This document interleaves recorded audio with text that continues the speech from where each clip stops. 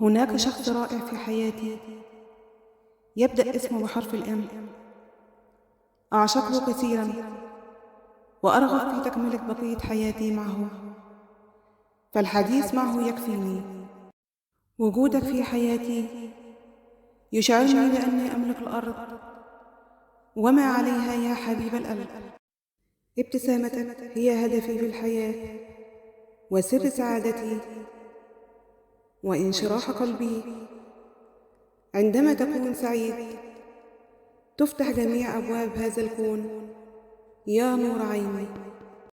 ما أجمل الحياة حينما تنعم علينا بأشخاص رائعين مثلك يا حبيب القلب.